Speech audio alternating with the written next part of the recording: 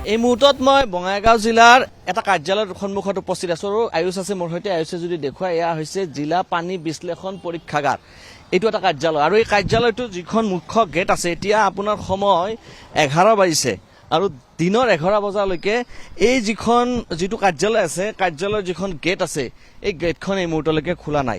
ইয়াত ডাঙৰ তলা ওলমাই থৈ দিছে। আমি দৃশ্য দেখুৱাইছোঁ ND24 দৰ্শকসকলক আৰু মোৰ ঘড়ীত এই মুহূৰ্তত আপোনাৰ 11 বাজিবৰ হ'ল, অৰ্থাৎ আপোনাৰ 9:30 চৰকাৰী কাৰ্যালয় আপোনাৰ খুলিব লাগে, কিন্তু চৰকাৰী কাৰ্যালয়ৰ আপোনাৰ যিখন মুখ্য গেট আছে, সেই গেটখনে এই মুহূৰ্তলৈকে খোলা নাই। আমি দেখুৱাইছোঁ আৰু এই মুহূৰ্তত আমি যদি দেখুৱাওঁ তেতিয়াহ'লে জনস্বাস্থ্য কাৰিকৰী বিভাগৰ এইটো এটা কাৰ্যালয়, আপোনাৰ পানী য'ত আপোনাৰ ইয়াতে পৰীক্ষা কৰা হয়, আৰু এই পানী পৰীক্ষা কৰা কাৰ্যালয়টোৰ মুখ্য গেটখনে খুলিবলৈ সময় হোৱা নাই এই মুহূৰ্তলৈকে।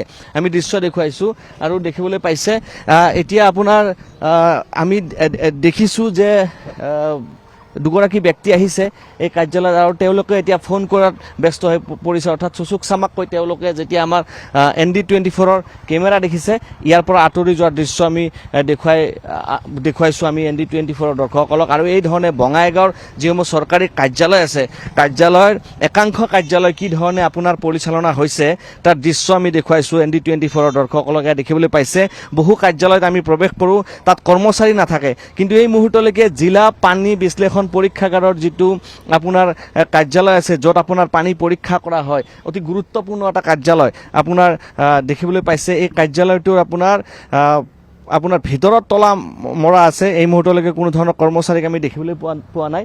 আৰু যিটো আপোনাৰ মুখ্য গেটৰ যিটো দৃশ্য আছে, দৃশ্য ইতিমধ্যে আপোনালোকে প্ৰত্যক্ষ কৰিছে। জিলা পানী বিশ্লেষণ পৰীক্ষাগাৰৰ এই কাৰ্যালয়টো আপোনাৰ এই ধৰণে আপোনাৰ এতিয়া বন্ধ হৈ আছে, আপোনালোকে দেখিছে। আৰু মুখ্য যিখন গেট আছে, গেটখনে এতিয়া বৰ্তমান তলা ওলমাই থৈ দিছে আৰু এই ধৰণে আপোনাৰ এটা কাৰ্যালয় চলিছে আৰু এই ধৰণে চৰকাৰী বিভাগসমূহ চলিছে, য'ত আপোনাৰ চৰকাৰে লাখ লাখ টকা আপোনাৰ কৰ্মচাৰীক দৰমহা দিছে। আপুনি জনস্বাস্থ্য কাৰিকৰী বিভাগৰ কৰ্মচাৰী? হয় হয় হয়। আপোনালোকৰ এইটো কাৰ্যালয় বন্ধ আছে কিয়? তাৰমানে আমাৰ সেই পিয়নটো নাই, তাৰমানে পিয়নটো ৰিটায়াৰ্ড হৈছে, নতুন কৰি মানুহ দিয়া নাই বৰ্তমান, সেইটো কাৰণত। আৰু একজন আছে, তেওঁ আহি আছে। কিমানজন কৰ্মচাৰী আছে ইয়াতে?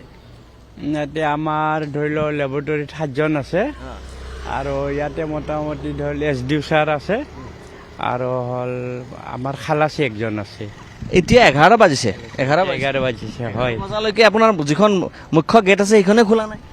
সেই তাকেতো ক'লো, যিজন মানে আছিল কৰ্মচাৰী তেওঁ ৰিটায়াৰ হৈছে, আৰু একজন খালাচীক দায়িত্ব দিয়া হৈছে, তেওঁ আহি আছে। 7জন কৰ্মচাৰী আছে ইয়াত? 7জন কৰ্মচাৰী আছে, তাৰে 2জনৰ মানে বিয়াৰ কাম চলি আছে, বিয়াত মাতি আছে, আৰু বাকীটো আৰু আহিব এতিয়া 11টা বজাত। অফিচ কেইটা বজাত? অফিচ এনে 10টা বজাৰ পৰাহে আৰম্ভ হয়, কিন্তু এই অলপ কেইদিনমানৰ কাৰণে এই কৰ্মচাৰীৰ অভাৱৰ কাৰণে এইটো বস্তুৰ সমস্যা হৈছে। আপোনাৰ জনস্বাস্থ্য কাৰিকৰী বিভাগত কৰ্মচাৰী নাই নেকি? জনস্বাস্থ্য কাৰিকৰী বিভাগত কৰ্মচাৰী আছে, আমাৰ এই ডিভিজনত আছে, এতিয়াও আছে মানুহবিলাক। কাম নচলে এইটো চাব ডিভিজন নাই, ৰানিং হৈ আছে। তলা মাৰ আছে। মই আপোনাক এতিয়া ক'লো নহয়, মই যিজন কৰ্মচাৰী আছিল গেট খোলা, তেওঁ ৰিটায়াৰ্ড হৈছে। গেট খোলা কৰ্মচাৰীজন নাই, বাকীবিলাক দায়িত্ব দি আছে, আহি আছে। এতিয়া ফোন কৰিছো, মই এতিয়া ফোন কৰি দিছো। ND24 অহাৰ পিছত এতিয়া ফোন কৰিছে এগৰাকী কৰ্মচাৰীয়ে, কৈছে যে ইয়াত 7গৰাকীকৈ কৰ্মচাৰী আছে, অৰ্থাৎ যিগৰাকী আপোনাৰ পিয়ন আছে তেখেত অৱসৰ পাইছে, সেইটো এটা বেলেগ কথা, কিন্তু আপোনাৰ 7গৰাকীকৈ কৰ্মচাৰী এতিয়াও আছে। আৰু 7গৰাকীকৈ কৰ্মচাৰী থকা এইটো আপোনাৰ কাৰ্যালয়ত মুখ্য গেটৰ দৃশ্য আয়ুষে দেখুৱাই গৈ আছে।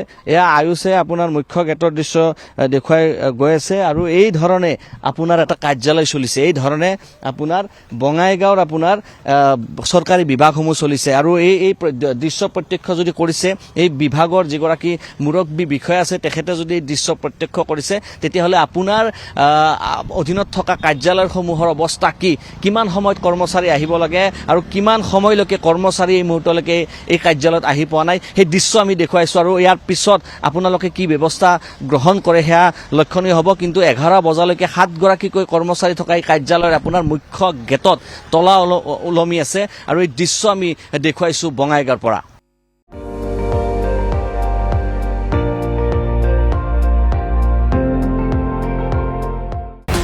আপুনি চাই আছে ND24 সৰ্বশ্ৰেষ্ঠ নহয় সৰ্বোত্তমৰ দৌৰত